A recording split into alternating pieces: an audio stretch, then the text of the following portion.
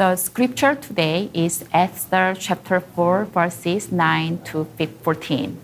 Hathach went back and reported to Esther what Mordecai had said.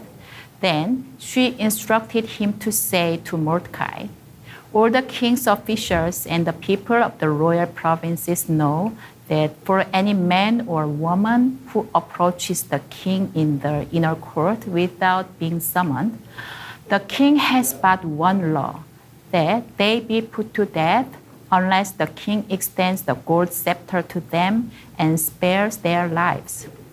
But 30 days have passed since I was called to go to the king." When Esther's words were reported to Mordecai, he sent back this answer: "Do not think that because you are in the king's house, you alone of all the Jews will escape. For if you remain silent at this time, relief and deliverance for the Jews will arise from another place, but you and your father's family will perish, and who knows but that you have come to your royal position for such a time as this." Shalom, everyone. My name is Priscilla, and I am from Seminaries, the Graduate School of Theology at Trinity Western University. Seminaries is located on the very eastern side of the campus. Here on campus, I am blessed to work with international students and young students from Asian immigrant families, especially with those speaking Chinese or Korean in their academic and spiritual life journey. I was born and grew up in South Korea, the country of BTS, Blackpink. You may like their songs. And K-pop, K-drama, K-food, and Samsung and LG electronics and devices. And I spent my young adult years in China for my study and ministry. I was an international student and a campus minister there. Now, 15 years ago, God moved me to a country on the other side of the earth, here, Canada. Today, I'd like to share a very short part of the story of the book of Esther from chapter 4, verses 9 to 14. I believe some of you or your parents or grandparents moved from different areas in the world to Canada, such as Europe, Asia, Africa, and so on. Or for some of you, your family has been rooted in Canada for generations, but your family heritage and your own culture are different. Just like me, an individual's culture can be a mixture of 2, 3, or more cultural contexts. In Canada, it is not rare that 2 or 3 different languages and cultures coexist in one family. Let us talk about culture. Esther was in a very unique cultural environment. She and her husband came from different ethnic, linguistic, and cultural backgrounds. Although she was a young Jewish woman, she became a member of the Persian imperial family when she was chosen to be a queen. Sadly, she was not able to disclose her own ethnicity to her husband or anyone, as the Jewish people had come into captivity and lived as an ethnic minority. They were migrants. As a migrant, Esther was living in an in-between life. Life in the in-between is conceived physically, metaphorically, spiritually, emotionally, and theoretically. When people like migrants are pushed to the liminal and peripheral places by 2 words, their cultural liminality means being in the space between 2. They find themselves not fully accepted by or fully belonging to either the current culture or their heritage culture. This in-between cultural environment also causes a young Jewish woman, Esther, to experience identity crisis, but as she gradually defines her cultural and religious identity, she develops into a true queen. We will see the whole process in the upcoming story of the rest of the book. Let us briefly go over the story from the previous chapter. In chapter 3, the Jewish people met the crisis, which was Haman's plan to destroy them. And chapter 4 opens with Mordecai learning of Haman's plot to annihilate the Jews, God's covenant people. Mordecai pleaded Esther to do something. However, Esther's only response was to remind Mordecai the regulations of the laws of Persia. The regulations of the laws of Persia.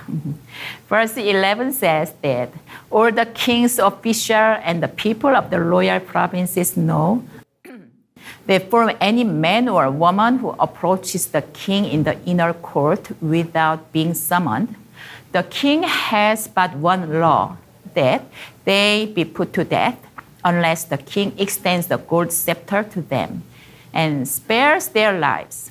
But 30 days have passed since I was called to go to the king.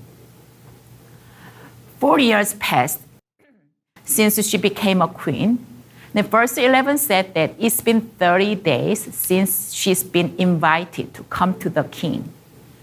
A queen should have more access to the king, but apparently the king's interest in her had waned during the last 4 years. Mordecai sent Esther the message of verse 13. Do not think that because you are in the king's house, you alone of all the Jews will escape. The word alone in verse 13, ironically, brought me to the opposite conception, an idea of community. How about turning Mordecai's message into these questions? What is your community? Or where do you belong? Or who are your people? When people identify who they are, they also can have an answer to what is my community. Being in between the two spaces is also being in both of them. Belonging to both worlds and cultures, people have the opportunity to fuse them both and create a new, different community. The notion of community has a significant meaning to God's people because the Trinity God, God of Triune, who is three in one, has communal aspect.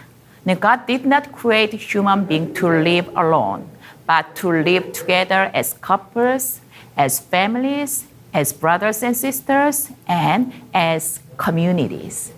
And he always calls his people into the community and dwells with the relationship of each individual as community. God as triune is modeling relationships and communities for human beings. In the Trinity God, we can identify what our community is. The community is where to find out the answer to the question, who am I? When people see themselves as a part of two different cultures, they experience conflict and chaos between them and make negative attempts to deny either, mostly their heritage culture, or combine the two to establish a unique and positive identity. This can be called a bicultural identity. In today's story, Esther is still on a journey to find her own bicultural identity and define the range of her community. People understand own culture and community. The next step would be to find out their calling.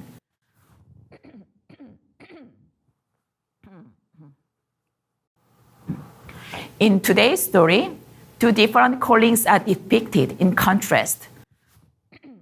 The first is calling before human authority to rule over people. Now let us go back to verse 11. For any man or woman who approaches the king in the inner court without being summoned, the king has but one law, that they be put to death unless the king extends the gold scepter to them and spare their lives. The one who has highest authority in the nation was the king, Esther's husband. Even if Esther approaches the king as a queen or his wife, without being invited, there is a single fate, death. This calling before human authority requires permission, otherwise one can lose their life. Another calling is found in Mordecai's message in verse 14. For if you remain silent at this time, relief and deliverance for the Jews will arise from another place, but you and your father's family will perish. And who knows but that you have come to your royal position for such a time as this. As you probably know, the word God does not appear in the book of Esther. David Firth, a lecturer in Old Testament, explains in his book, The Message of Esther, that rabbinic writings use the Hebrew word makom, which means place, as a euphemism for the name of God.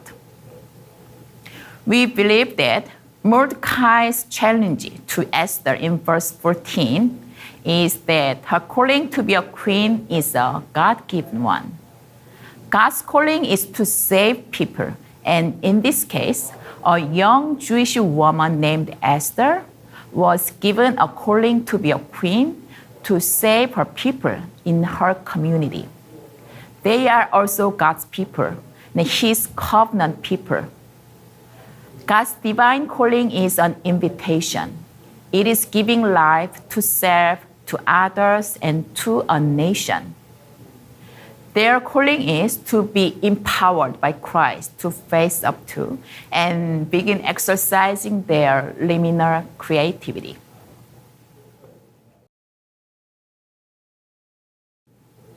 Today, I share this story in prospects of 3 C's. The first C is culture. Your unique culture identifies you. It is a very special blessing and enables you to have in-between creativity. The next C is community. Your personal cultural identity will lead you to determine what your community is. The last C is calling. When you recognize your identity and understand your community, then you will also be able to clarify your calling. Your calling is to be empowered by Christ to face up to and begin exercising your in-between creativity.